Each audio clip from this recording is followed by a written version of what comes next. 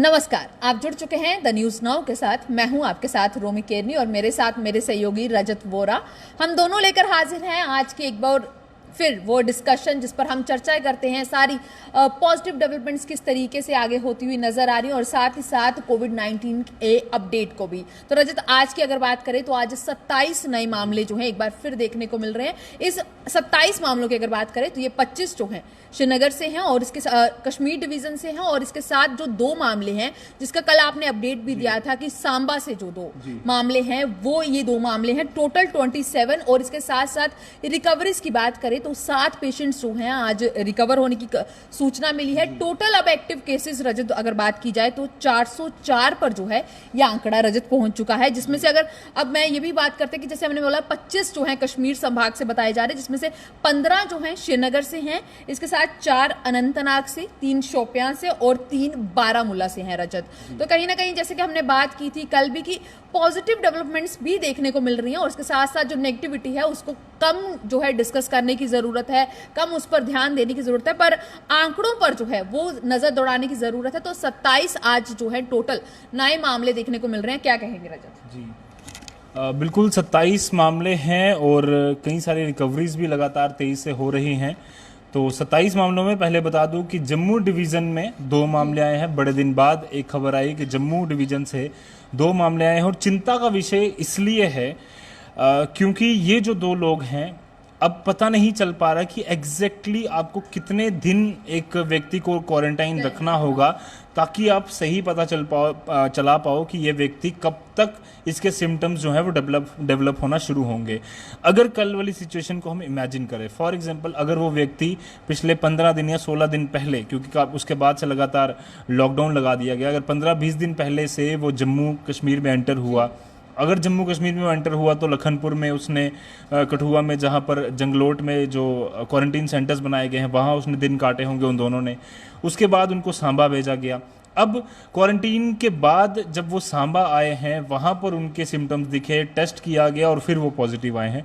यानी कि एक चिंता का विषय ये बन गया है अब कि कितने दिन एक व्यक्ति को क्वारंटीन रखना होगा ताकि ये पता चल पाए कि सिम्टम्स कितने हैं। 2 केसेस जम्मू से आए हैं, कश्मीर से 25 केसेस आए हैं और लगातार कई सारे जो एरिया डिस्ट्रिक्ट्स हैं वहाँ से केसेस आ रहे हैं। आज श्रीनगर से काफ़ी ज़्यादा केसेस आए हैं, तो चिंता की विषय है। पर साथ ही साथ टेस्टिंग की अगर मैं बात करूँ तो वो भी काफ़ी ज़्यादा तेज़ हो चुकी है। तो अगर हम बात करें पिछले 24 घंटे में तो मान सकते हैं कि 1800 के आसपास जो है टेस्टिंग हुई है। यानी कि तेज़ी से टेस्टिंग भी की जा रही है। 1800 से 2000 के बीच कोशिश की जा रही है कि टेस्टिंग की जाए ताकि ये पता किया जाए कि ज़्यादा से ज़्यादा कितने लोग पॉजिटिव जम्मू कश्मीर में हो सकते हैं और कितना हमें और टेस्ट करने की ज़रूरत है ताकि हम ये बता पाएं कि लॉकडाउन कब खुल पाएगा और किस तरह के आगे प्रयास एडमिनिस्ट्रेशन उस लेवल पर करेगी। जी रजत, जैसे कि आपने बात की कि जो टेस्टिंग के साथ साथ, और आपने ये बड़ा अच्छा सवाल उठाया कि क्वारंटाइन होने के बावजूद जो है उसके बाद पॉजिटिव आना, ये एक बड़ी चौंकाने वाली खबर है। तो कहीं ना कहीं जब क्वारंटाइन किया जा रहा है उस दौरान जो है ये सारी प्रक्रियाएं तब हो जानी चाहिए कि जब किसी को भी जब वहां पर रखा जा रहा है तो उसी दौरान जो है टेस्ट है, जितने भी सारी चीजें जो प्रक्रियाएं निभाने की जरूरत है, जो सर्विलेंस करने की जरूरत है, वो उसी दौरान कर लिया जाए ताकि उन्हें अगर जब घर भेजा जाए तो वो पूर्ण रूप से ठीक हो, ना कि वो आगे, क्योंकि जिस तरीके से चेन है एक ट्रांसमिशन का तो वो ना फैले। ये रजत ने एक बहुत अच्छी बात कही। पर रजत, इसके साथ साथ जैसे कि आपने बात की कि क्या लॉकडाउन जो है वो उसकी किस तरीके से उसे बढ़ाया गया। अब वैसे तो बढ़ा दिया गया है और इस दौरान जो है इलाके जिस तरीके से हमने कल डिस्कस किया था कि जो रेड जोन है, ऑरेंज जोन है, ग्रीन जोन है, उन हिसाब से वहां पर जो है रिलैक्सेशंस दी जाएंगी। वो डिस्ट्रिक्ट एडमिनिस्ट्रेशन जो है वो खुद अपने हिसाब से देखेंगे कि किन इलाकों में कैसी जरूरत है रिलैक्सेशन देने की, वैसी जो रिलैक्सेशन प्रोवाइड की जाएगी। पर वहीं अगर बात की जाए तो यहाँ पर रजत एक सवाल आया है कि what about inter district transport के बारे में सवाल किया गया है। तो भाई जिस तरीके से कल एमएचए द्वारा जो है क्लियर कर दिया गया है कि लॉकडाउन के पीरियड को बढ़ाया गया है, तो इंटर डिस्ट्रिक्ट ट्रांसपोर्ट तो अभी चलना जिस तरीके से क्लियर है कि नहीं चलेंगे और उसके लिए अभी थोड़ा वक्त जो है, क्योंकि अभी हालात इतने बेहतर नहीं हुए हैं, इतने सुधार नहीं हुए हैं, माना रिकवरीज हो रही हैं, उसके साथ साथ बाकी पॉजिटिव डेवलपमेंट्स देखने को मिल रहे हैं रजत।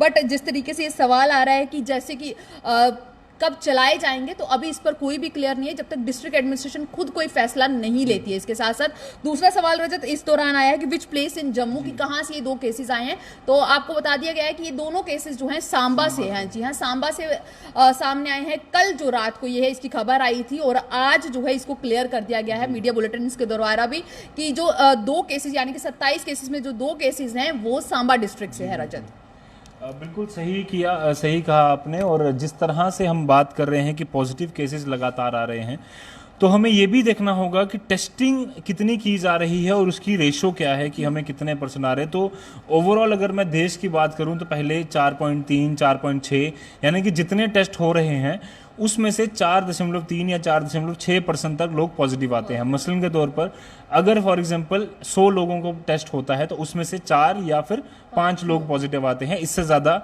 नहीं बढ़ रहा था और अब वो कम हुआ है, 4.1% हो चुका है। वहीं हम जम्मू कश्मीर की बात करें तो जम्मू कश्मीर एक बहुत ही कह सकते हैं कि बेहतरीन तरीके से काम कर रहा है और लोगों ने भी काफ़ी ज़्यादा कोऑपरेट किया। अभी तक भी मैं टेस्ट की बात करूं तो 23,460 टेस्ट आज की डेट में आज तक हो चुके हैं, उसमें से 666 टोटल पॉजिटिव मामले हैं, यानी कि ये आंकड़ा बढ़ता है 2.8%। पूरे देश के मुकाबले जम्मू कश्मीर की अगर मैं बात करूं तो स्थिति काफ़ी ज़्यादा बेहतर है, काफ़ी ज़्यादा सुधरी हुई है। जम्मू डिवीज़न में हालात काफ़ी ज़्यादा सामान्य हैं, पर किसी भी प्रकार की ढील जो है नहीं देने की एडमिनिस्ट्रेशन पूरी तरह से कोशिश कर रहा है कि अगर हम ढील देते हैं तो उससे नुकसान हो सकता है कि क्योंकि अभी तक वैक्सीन तैयार नहीं हुई, बड़े लेवल पर अगर ढील दे दी गई तो इतने सारे लोग जिनके अभी तक टेस्ट नहीं हुए हैं, जो हो सकता है कि कांटेक्ट में आए हो किसी न किसी कोविड-19 पेशेंट के, तो उसमें प्रॉब्लम हो सकती है। हालांकि इंटर डिस्ट्रिक्ट ट्रांसपोर्ट की जो ये हमारे दर्शक बात कर रहे थे, इंटर डिस्ट्रिक्ट ट्रांसपोर्ट सिर्फ मेडिकल इमरजेंसीज के लिए खोला गया है और वो भी प्रॉपर पासिस जब आप डिस्ट्रिक्ट अपने एडमिनिस्ट्रेशन से ले लेंगे तब। और अगर किसी को बहुत ज़्यादा ज़रूरी है कि उसको अपने गांव वापस जाना है, अपने डिस्ट्रिक्ट वापस जाना है, तो उसके लिए पूरी प्रक्रिया एडमिनिस्ट्रेशन ने सुझा दी है, वो जाकर आप उस पर जाकर बात कर सकते हैं। और ओवरऑल अगर हम बात करें तो सिचुएशन इतनी वनरेबल नहीं है जितनी लोग डरे हुए हैं कि लॉकडाउन 3.0 कर दिया गया तो क्या एक रास्ता खोजा जा रहा है अपने गलतियां छुपाने के लिए भारत की, तो वैसा नहीं है। लॉकडाउन सक्सेस पाई है लॉकडाउन ने, पर आने वाले दिनों में एनालिसिस करके सारी चीज़ों का फिर ही कोई कदम जो है उठाया जाएगा। जी, राजस्थान ने जिस तरीके से बात की कि जब तक वैक्सीन इसकी तैयार नहीं होती तो इस पर केंद्रीय मंत्री प्रकाश जावड़ेकर ने आज सुबह ही बयान दिया है। उनका ये कहना है कि जब तक वैक्सीन नहीं तैयार होती तब तक जो जरूरी प्रिकॉशंस हैं, जैसे सोशल डिस्टेंसिंग है, फेस मास्क है, ग्लव्स है, जिस तरीके से भी आप जो है कोशिश कर रहे हैं जो अभी तक की है उसे अभी भी निभाने की जरूरत है। तो लगातार इस तरीके की अपील्स देखने को मिल रही है। और रजत, जैसे कि आपने बात की कि एक पूरी प्रक्रिया जो है वो तैयार कर दी गई है, जो भी लोग अलग अलग राज्यों में फंसे हुए हैं, चाहे वो स्टूडेंट्स हैं, माइग्रेंट लेबरर्स हैं, वर्कर्स हैं, जो बाकी अदर कैटेगरीज के लोग भी हैं जो अलग अलग राज्यों में फंसे हैं। तो भाई जम्मू कश्मीर के लिए अगर बात की जाए, इन सब उस पर पहले ही काम शुरू कर दिया गया था, पर कल जो है पूर्ण रूप से जब केंद्र सरकार की तरफ से फैसला लिया गया उसके बाद जो है जम्मू के अगर बात की जाए तो अलग अलग वेबसाइट्स बना दी गई हैं जिस पर रजिस्टर किया जाएगा। नंबर जो हैं वो स्टार्ट कर दिए गए, हेल्पलाइन नंबर स्टार्ट कर दिए गए हैं, उन पर कॉल्स करके जो है जानकारी मिल सकती है। जैसे स्टूडेंट्स के लिए अगर बात की जाए रजत, तो जम्मू डिवीजन और कश्मीर डिवीजन दोनों के लिए दो ऑफिसर्स जो हैं इस पर बनाए गए हैं, नंबर्स उनके प्रोवाइड कर दिए गए हैं कि जो लोग अलग अलग, जैसे कि स्टूडेंट्स जो अलग अलग राज्यों में फंसे हैं उन्हें वापस लाया जाए। इसी के हिसाब से माइग्रेंट लेबरर्स जो हैं, वर्कर्स जो हैं, उनके लिए भी अलग से वेबसाइट और साथ साथ नंबर्स जो हैं वो जारी कर दिए गए हैं। और जो बाकी कैटेगरीज के लोग हैं, जैसे कि और भी कई सारे लोग जो हैं अलग अलग जगहों पर फंसे हुए हैं किन्हीं और कारणों से, तो उनके लिए भी जो है हेल्पलाइन नंबर्स इशू कर दिए गए। पर रजत, इसमें सबसे बड़ी बात यह है कि इसमें खास जो नीचे अगर देखा जाए तो इसमें लिखा गया है कि reaching without permission of JNK government will be put to 21 days quarantine. यानी कि क्वारंटाइन का जो पीरियड है, अगर आपको दूसरे राज्यों से यहाँ पर लाया भी जाता है, अपने अपने डिस्ट्रिक्ट में पहुंचाया भी जाता है, तो डिस्ट्रिक्ट लेवल पर जो क्वारंटाइन सेंटर सेटअप किए गए हैं वहां पर 21 दिन के क्वारंटाइन को पीरियड को जो है वो निभाना पड़ेगा। उससे पूरा सर्विलेंस जी बिल्कुल एक तो रेड जोन के लिए है, दूसरा अगर आप विदाउट परमिशन यहाँ पर पहुंचते हैं तो कहीं ना कहीं इस तरीके से जो पूरी प्रक्रिया है वो निभानी पड़ेगी। ये पूरा जानने की जरूरत है, क्योंकि अगर जिस तरीके से आपने जैसे रजत बात की कि रेड जोन्स हैं, अब रेड जोन काफी कम सीमित रह चुके हैं जम्मू कश्मीर में। जैसे हमने कल डिस्कस किया था, तो 4 रेड जोन जो है जम्मू कश्मीर के अंदर हैं, तो कहीं ना कहीं वो 4 डिस्ट्रिक्ट के लोगों को वहां पर क्वारंटाइन होने की जरूरत रहेगी। बाकी जो लोग हैं उनके लिए अलग तरीके से पूरा जो चेकअप है, सर्विलेंस है, वो सारा रखा जाएगा। उसके बाद जो घर जाना है या क्वारंटाइन सेंटर्स भेजना है, वो पूरा जो है डिस्ट्रिक्ट एडमिनिस्ट्रेशन की तरफ से ही ध्यान रखा जाएगा इसका। बिल्कुल, पूर्णतः उनकी तरफ से ही ध्यान रखा जाएगा। और हमारे एक दर्शक पूछ रहे हैं भूपिंदर सिंह जी सांबा कहाँ से, तो मैं बता देना चाहता हूँ सांबा गगवाल इलाके से ये दोनों हैं। एक की ट्रैवल हिस्ट्री मुंबई बताई जा रही है महाराष्ट्र, और एक की न्यू दिल्ली बताई जा रही है। और आपको बता दूं कि दोनों मेट्रो सिटीज़ हैं, दोनों को दोनों रेड जोन्स में हैं। और जो भी व्यक्ति बाहर से किसी भी इलाके से दिल्ली से या बाहर के कई इलाके जहां पर रेड जोन्स हैं, उनसे अगर जम्मू कश्मीर में एंटर होता है तो उसको 21 दिन के लिए लॉकडाउन किया जाएगा। तो इसका ध्यान आप रख लीजिए। और साथ ही साथ मैं आपको बता देना चाहता हूं कुछ जानकारी जो कल हमने दी थी, एक बारी फिर से थोड़ा बता दूं कि कुछ एसओपीज तैयार किए गए हैं, कुछ अलग अलग सेफ्टी मेजर्स के तौर पर चीज़ें बताई गई हैं इररिस्पेक्टिव ऑफ द जोन। भले ही आप कंटेनमेंट जोन में है, रेड जोन में है, ऑरेंज जोन में है या फिर ग्रीन जोन में है, आपको ये चीज़ें फॉलो करनी ही होंगी और ये सबके लिए इक्वली एप्लीकेबल रहेंगी।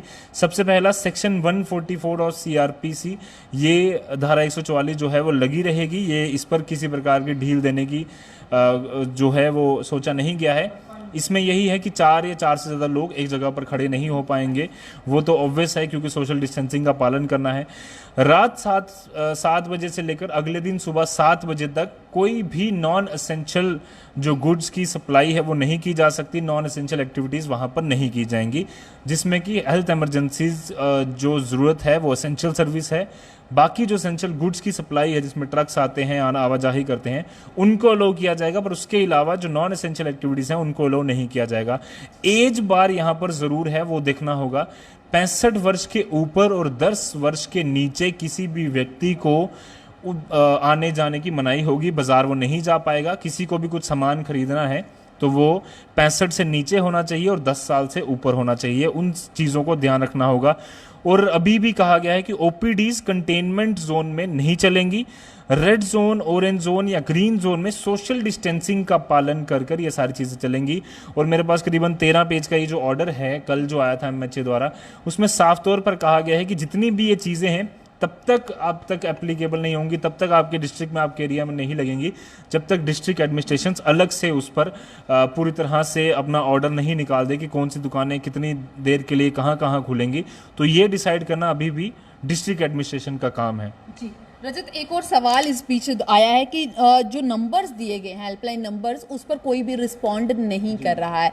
ये हमारी एक व्यूवर हैं शीतल सेठी शर्मा, उन्होंने ये कहा है कि नंबर्स पर नहीं दिया जा रहा, और उन्होंने अपना नंबर भी दिया है कि अगर ये प्रॉब्लम काफ़ी ज़्यादा उन्हें शायद कहीं फेस आ रही है और इस वजह से वो नंबर्स पर ट्राई कर रही हैं, तो ये नंबर्स हैं। इसके साथ साथ वेबसाइट्स भी हैं जिन पर कि आप रजिस्टर कर सकते हैं। उसके बाद भी आपको वहाँ से जो है रिप्लाई मिल सकता है। और मैं इनसे ये ज़रूर कहूँगी कि नंबर्स पर भी आप ट्राई कर लीजिए, और इसके साथ साथ जो बाकी जो वेबसाइट्स दी गई हैं उन पर ज़रूर रजिस्टर कीजिए। वहाँ से प्रॉपर जो है एक इन्फॉर्मेशन सरकार तक ज़रूर पहुँचेंगी। और हम भी अगर कोशिश जिस तरीके से हम लगातार कर रहे हैं, तो हम आपको आपके नंबर पर ज़रूर इसकी पूरी जानकारी देने की कोशिश करेंगे।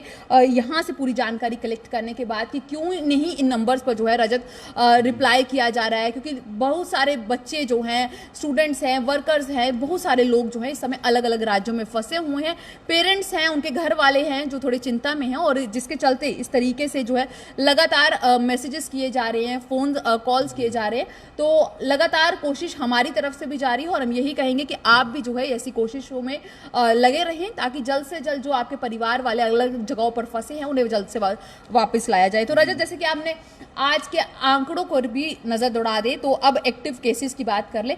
जम्मू में अब ये एक्टिव केसेस जैसे कल तक 6 थे, तो आज 2 आने के बाद सांबा से जो है कल जो रात को 2 आए हैं, उसके बाद अब एक्टिव केसेस 8 हो चुके हैं जम्मू में। वहीं कश्मीर में 396 पर हो चुका है, क्योंकि कल आज 25 नए आए हैं तो 396 हो गए। टोटल अब एक्टिव केसेस जो है 404 हो चुका है रजत, तो जिसमें से रिकवर जो है 51 जो है रिकवर्ड हुए हैं जम्मू से, और वहीं कश्मीर डिवीजन से बात करें तो 203 के करीब जो है रिकवर्ड हो चुके हैं, 254 के करीब जो है रिकवर्ड हुए हैं। डेथ्स जो हैं 8 हुई हैं टोटल, जो कि एक जम्मू डिवीजन से है और 7 जो हैं कश्मीर डिवीजन से हैं। तो टोटल अगर बात की जाए तो बात करें तो ये आंकड़ा 666 पर पहुंच जाता है। तो कहीं ना कहीं घबराने, जब हम टोटल नंबर बताते हैं तो इसमें हम पूर्ण रूप से रिकवरीज भी बताए, एक्टिव केसेस भी जो है आपको बताते हैं, उसके बाद ये टोटल जो आंकड़ा है ये बताया जाता है। तो टोटल जो है 666 हुआ है और उसमें से एक्टिव जो है 404 ही है रजत। तो ये राहत है। और जिस तरीके से अब अगर डिस्ट्रिक्ट वाइज की बात की जाए तो मैं रजत से कहूंगी कि वो डिस्ट्रिक्ट वाइज लिस्ट जो है वो जरूर आप तक बताएगी किस डिस्ट्रिक्ट से कितने एक्टिव केसेस जो है इस समय देखने को मिल रहे हैं। जी बिल्कुल। एक्टिव केसेस की बात करूं तो सबसे पहले टॉप पर पॉजिटिव मामलों में भांदीपुरा है, पर एक्टिव मामलों में अनंतनाग है। क्योंकि अनंतनाग की अगर मैं बात करूं टोटल 99 केसेस हैं, उसमें से 4 आज आए हैं, 97 वहां एक्टिव हैं, 1 रिकवर हुआ है और 1 की डेथ हुई है, 1 रिकवरी आज ही हुई है। बांदीपुरा डिस्ट्रिक्ट की बात करूं जो इस समय 91 एक्टिव, 128 वहां पॉजिटिव मामले हैं, 36 टोटल रिकवर हुए हैं, आज 1 रिकवरी वहां से भी देखने को मिली और डेथ 1 हुई है। श्रीनगर की बात करूं 15 नए मामले आने के बाद 100 पॉजिटिव मामलों का आंकड़ा श्रीनगर ने क्रॉस कर लिया है। 106 टोटल हुए हैं, 35 उसमें से एक्टिव हैं, उसमें 69 रिकवर हुए हैं और 2 की डेथ हुई है। अनंतनाग का मैं बता चुका हूँ। बारामूला में 3 आज पॉजिटिव मामले आए हैं, 88 टोटल हैं पॉजिटिव, उसमें से 59 एक्टिव हैं, 26 रिकवर कर चुके हैं और 3 की वहां डेथ हुई है बारामूला में। शोपियान जिले में 3 नए मामले आने के बाद 77 हो चुका है पॉजिटिव मामलों का आंकड़ा, 58 एक्टिव हैं, 2 रिकवरीज आज हुई हैं, 19 टोटल रिकवरीज हैं। कुपवाड़ा की मैं बात करूं तो 55 मामले टोटल पॉजिटिव हैं, 34 रिकवर कर चुके हैं, 21 टोटल 34 एक्टिव हैं, 21 टोटल रिकवरीज हुई हैं, 2 इसमें से आज रिकवर हुए हैं। बडगाम की बात करूं 21 टोटल पॉजिटिव मामले हैं, 10 एक्टिव हैं, 11 इसमें से रिकवर कर चुके हैं। गांधरबल की बात करूं 14 पॉजिटिव मामले हैं, उसमें से 14 के 14 आज रिकवर कर चुके हैं, उनमें चले जाएगा कुछ ही दिन में। एक बारी फिर से मैं बता दूं कुलगाम की बात करूं तो 11 मामले थे, वहां पर 8 उसमें से एक्टिव हैं। पुलवामा में 7 पॉजिटिव थे, 4 एक्टिव हैं, 3 रिकवर कर चुके हैं। जम्मू में 26 पॉजिटिव थे, 26 के 26 रिकवर कर चुके हैं। उधमपुर में 20 पॉजिटिव थे, 2 एक्टिव हैं अभी भी, 17 रिकवर कर चुके हैं और 1 की डेथ हुई है। सांबा डिस्ट्रिक्ट में 2 नए मामले आने के बाद 6 हो चुका आंकड़ा, 4 इसमें से रिकवरीज हैं और कल ही 2 आए हैं, इसलिए वो एक्टिव हैं।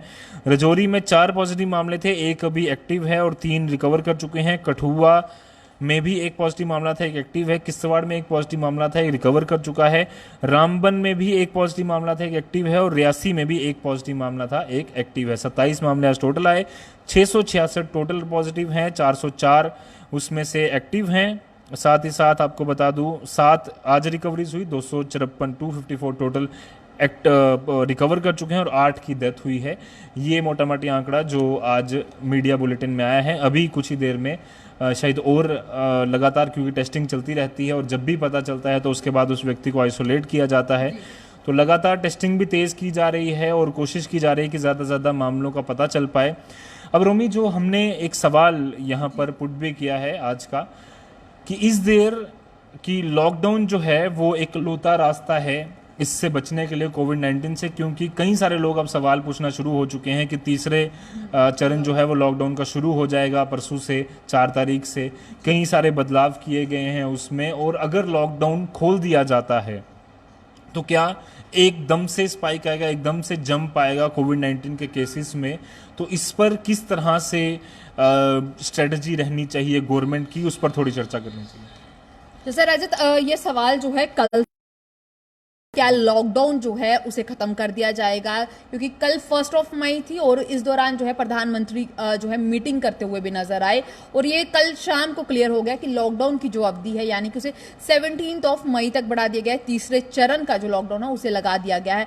पर ये जिस तरीके से आपने जो सवाल किया है कि क्या इसकी जरूरत है, तो रजत बहुत ज्यादा जरूरत है, क्योंकि जिस तरीके से अभी हम एक कम्युनिटी ट्रांसमिशन पर नहीं पहुंचे हैं। अगर इस लॉकडाउन को हटाया जाता है या लॉकडाउन में जिस तरीके से कह रहे हैं कि ढील दे देनी चाहिए, लोग घरों से बाहर निकलते हैं तो बहुत ज़्यादा चांसेस है कि ये कम्युनिटी ट्रांसमिशन हो सकता है। जो ये चेन है जहाँ पर लगातार हम कोशिश कर रहे हैं, हमने देखा है कि आंकड़े कम भी हुए हैं, कई सारे इलाके जो है रेड जोन से ऑरेंज जोन में तब्दील हुए हैं। फिर ऐसी जो सिचुएशन है वो नहीं देखने को मिलेगी जहाँ पर क्योंकि अगर जिस तरीके से ट्रांसपोर्टेशन ही अगर एक कॉमन चीज़ बात की जाए रजत, अगर उसे स्टार्ट कर दिया जाए पब्लिक ट्रांसपोर्ट को, तो लोग जो हैं वो इजीली कांटेक्ट में आना शुरू हो जाएंगे। तो काफ़ी ज़्यादा दिक्कतों का जो है सामना करना पड़ सकता है। लॉकडाउन के अलावा क्या मान नहीं सकते कि कोई चारा है, क्योंकि अगर रिलैक्सेशंस दी जा रही हैं इस लॉकडाउन की अगर बात की जाए तो इसमें रिलैक्सेशंस जो हैं वो लगातार प्रोवाइड की जा रही हैं, रिलैक्सेशंस देने की कोशिश की जा रही हैं। और इस पर जो है अगर हम बात करें अलग अलग डिस्ट्रिक्ट लेवल पर जो है सरकार जो भी डिस्ट्रिक्ट एडमिनिस्ट्रेशन हैं वो काम करती हुई नजर आ रही हैं। कोशिश की जा रही है कि लोगों को हर चीज है सब करवाई जाए जो जरूरत का सामान है। उसके अलावा अगर बात की जाए कि एकदम से लॉकडाउन को खोल दिया जाता है तो जरूर इसमें एक बड़ा हाइक देखने को मिल सकता है, इसमें एक बड़ा जंप देखने को मिल सकता है और हो सकता है कि हम जो एक कम्युनिटी ट्रांसमिशन की तरफ जो है कदम बढ़ा दें। जी बिल्कुल, हेल्थ के हिसाब से, कोरोना वायरस स्प्रेड के हिसाब से लॉकडाउन ही एक लौता सोल्यूशन है, क्योंकि अभी तक वैक्सीन तैयार नहीं हुई, कोई ऐसी पर्टिकुलर थेरेपी भी हम अभी तक उस पर कंक्लूजन पर नहीं पहुंच पाए कि प्लाज्मा थेरेपी या जो ड्रग्स हैं वो किस तरह से सक्सेसफुल हो पाए। तो सब पैमानों को पहले देखना होगा, उसके बाद ही लॉकडाउन खुल सकता है या फिर उस पर कोई सोच विचार किया जा सकता है। वैक्सीन आने तक किस तरह से गुजारा होगा एक सबसे बड़ा सवाल है, क्योंकि हम देख रहे हैं कई सारी लेबर क्लास है वो अपनी नहीं खुल पा रहे, इंडस्ट्रीज नहीं खुल पा रही, हॉस्पिटैलिटी इंडस्ट्री को तो पहले ही मना कर दिया गया है। कई सारी जगहों पर ग्रीन जोन और ऑरेंज जोन में हालांकि कई सारी डील दी भी गई हैं, पर सोल्यूशन है भी और नहीं भी लॉकडाउन। उसका कारण ये है कि सबसे पहले अगर हम बात करें हेल्थ, जिस तरह से रोमी ने बताया कि सारी चीज़ों पर अगर हम ढूंढने चलें कि किस किस पर फ़ायदा है और किस किस पर नुकसान है, हेल्थ पर काफ़ी ज़्यादा नुकसान होगा अगर लॉकडाउन खुल जाता है। कोरोना वायरस तेज़ी से स्प्रेड करेगा। अगर लॉकडाउन बंद रहता है तो बिजनेसेस सफ़र करेंगे, लोग सफ़र करेंगे, वो एक ज़रूर है, पर उसके लिए रिवाइवल प्लान लगातार गवर्नमेंट सोच रही है कि किसी ना किसी तरीके से कुछ ऐसे प्लान्स तैयार किए जाएं कि धीरे धीरे कर लॉकडाउन खोला जाए। जिन लोगों को परेशानी हो रही है, जो अपना कामकाज नहीं कर पा रहे, उनके पास पैसे नहीं है खाने पीने के लिए, तो उनको कुछ प्लान्स जो हैं वो दिए जाएं, कुछ उनकी राशि जनधन अकाउंट में डाली जाए। पर ये भी देखा गया कि कई सारे लोगों के पास अभी तक जनधन अकाउंट नहीं है, उनको परेशानी हो रही है। गवर्नमेंट उस तरफ ज़रूर सोचनी चाहिए, क्योंकि कई सारे लोग जो हैं अभी भी हमें अप्रोच करते हैं कि कृपया कर इस चीज़ पर बात कीजिए, इस चीज़ पर सवाल उठाइए। दूसरा सबसे बड़ी ज़रूरत ये है कि जितने भी बिजनेसेस हैं वो अपनी तरफ से ये एश्योरिटी जल्दी जल्दी देना शुरू कर दे कि हम सोशल डिस्टेंसिंग का पालन अपने शॉप्स पर या जहाँ भी हम इंडस्ट्री खोल रहे हैं, कंपनी खोल रहे हैं, वो करवाएंगे। और अगर इस लॉकडाउन के दौरान अगले 2 हफ्ते में बड़े पैमाने पर लोग कॉपरेट कर अपने डीकंटामिनेशन के कुछ प्लान बना दें, इंडस्ट्रीज के बाहर डीकंटामिनेशन कई सारे लोगों ने जम्मू में भी बनाई है, वैसे ही कुछ प्लान्स बना दें। या साथ ही साथ 33% के लिए तो वैसे भी अलो किया गया है कि इंडस्ट्रीज में आप 33% कर सकते हैं। अब ग्रीन जोन में ये भी कहा गया है कि 50% ट्रांसपोर्ट 50% कैपेसिटी के साथ ट्रांसपोर्ट जो है वो चलाने की बात की गई है। हालांकि सब चीज़ों पर इंडस्ट्रीज ने सोचना है।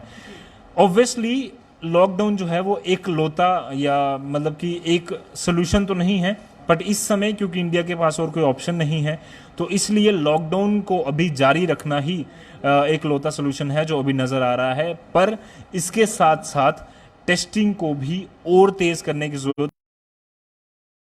10 लाख के आसपास आंकड़ा होने वाला है, टेस्ट टोटल जो पूरे देश में हो चुके हैं।